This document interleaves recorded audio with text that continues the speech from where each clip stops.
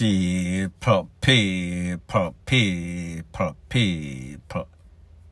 Que pasa, sapa, say what they do. Welcome to Crime Time News, where the difference is in the meds.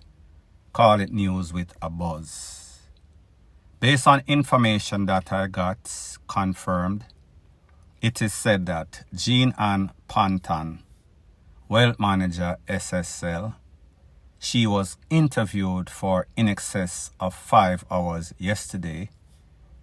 There will be part 2 of that interview today, after which she will be definitely charged.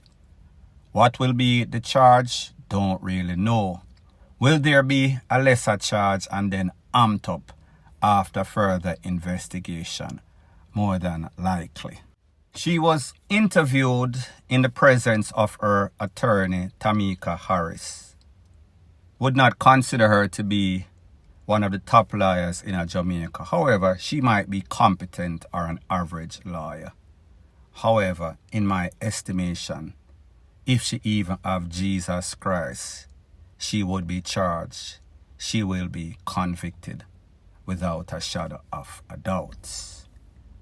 Now, people, when we think of the fact that she was interviewed for 5 hours, 5 hours is a very long time. That is more than the average day of work for the average person anywhere in the world. So that's a whole bunch of questions. However, were those questions answered? Or did she take the fifth? I doubt that she did, because she realized that she's in a whole bunch of trouble and she's going to need to save herself. So therefore, get the lesser of two evils are the worst of evil.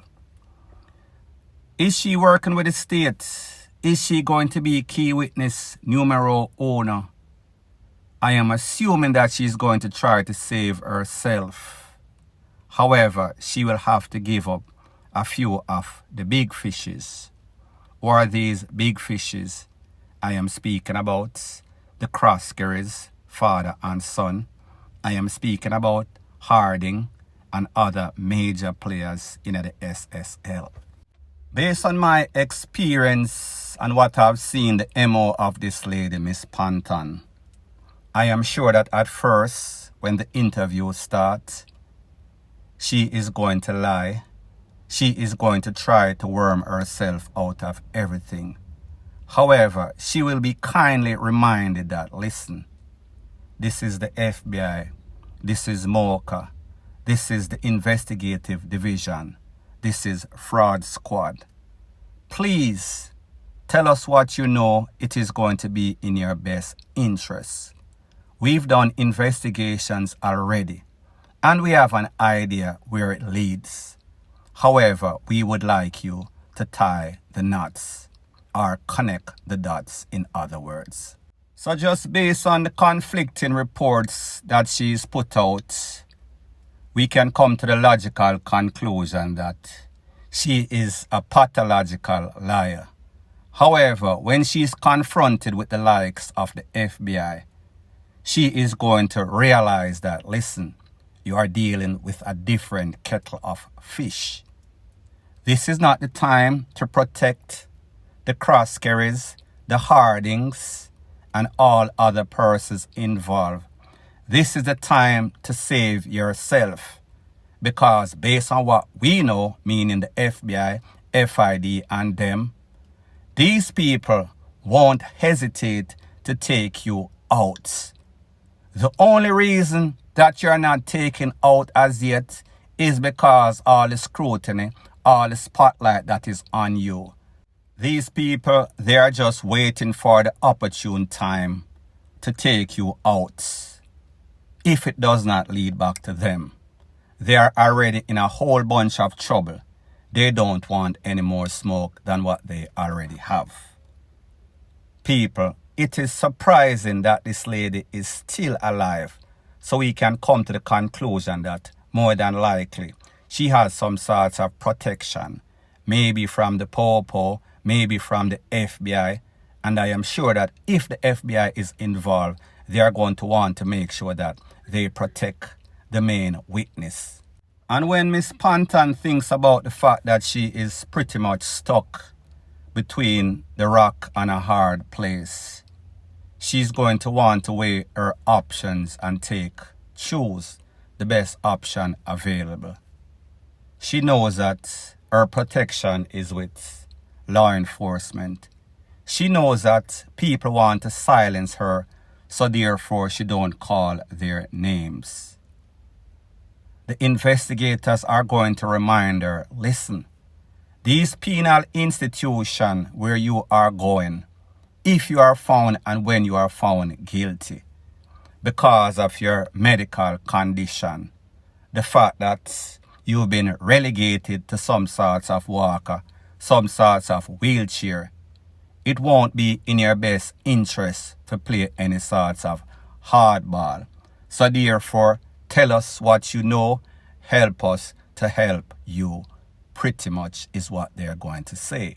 Now, based on the fact that she's scheduled for part 2 of that interview today, and they've already decided that she's going to be charged later on, we can only assume that the interview did not go according to the plan for this lady. Good for Jamaica. So therefore, they now have more than enough information, evidence, as if they did not have it before. However, based on the interview, I guess whatever she said, it was not in her best interest. It was kind of damning. The next thing that we should expect is that she would have dotted or connected the dots that is leading to the major players. I am speaking about the CROSKERYs. I am speaking about the Hardings. I am speaking about top and middle management of the SSL. The FBI will also realize, I am sure that FSC already knows. I am sure that MOCA already knows. I am sure that the Financial Investigative Division already know. However, their hands are tied behind them politically. But as it pertains to the FBI, who is an independent body, not corrupted, not compromised, they will realize that, listen, this thing is bigger than we thought. We've heard before on our forewarned that Jamaica is a very corrupt place. The leaders, the politicians, they are very corrupt. However, being inside of this investigation firsthand, we are now seeing what the whole world, investigators internationally, are saying about Jamaica. That the FSC, Nigel Clark, Andrew Holness, they are all corrupted. And the corruption also leads and gives us information that the Prime Minister himself had vested interests. The Finance Minister himself had the interest of the country invested in this company. So therefore, they were biased. Therefore, they had all sorts of conflict of interest. And that is why these people are still walking free. Now, we all know that this SSL thing has been exposed for in excess of a month or so. And you've always heard me said, justice delayed is justice denied. And that could appropriately apply to this case. Because with Sisse, they've given these people more than ample time. More than enough time to plan their lies, plan their alibis. You and I know that more than likely, this lady, JEANANN Panton, has been in contact with the CROSKERYs, with the Hardings, with middle and top management, unless, of course, her phone was tapped. So therefore, they gave them more than enough time to tie up all these loose ends. However, the corruption is so deep. There is so much loose ends There is so much paper trail, and better yet, for the interest of Jamaica, so much experts. So I doubt whatever they tried, yes, it might have corrupted somewhat to some sorts of degree. The only thing left for us is to hope that the DPP does not drop the ball on this one, because we know the history, we know the MO. She is compromised, she is politically driven, she is a puppet on a string for Andrew Holness and the Body Club.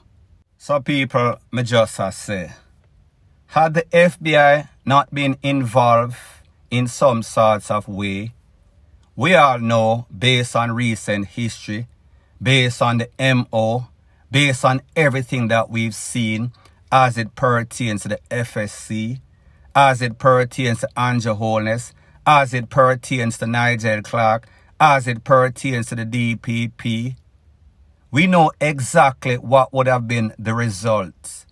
The result would have been exactly what we've seen in all of these high-profile cases, that the DPP has a tendency in dropping the ball. Is it intentional? Is it using psychs?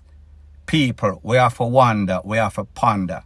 Can one body, can one person be that negligent and incompetent, still hold the highest body in a Jamaica, the DPP's office? But we should not be surprised based on all we see. Everything and everybody in Jamaica is compromised. We should just hope that the FBI will see this. The FBI will do what it is that they do. Contact the relevant authority in America and clamp down on Jamaica. Put some sorts of embargo on the government, on the financial sector, on the finance minister, on the DPP office, the JCF, and everybody. So listen, y'all need to get your house in order, because as it stands right now, you people are a bunch of crooks, a bunch of criminals.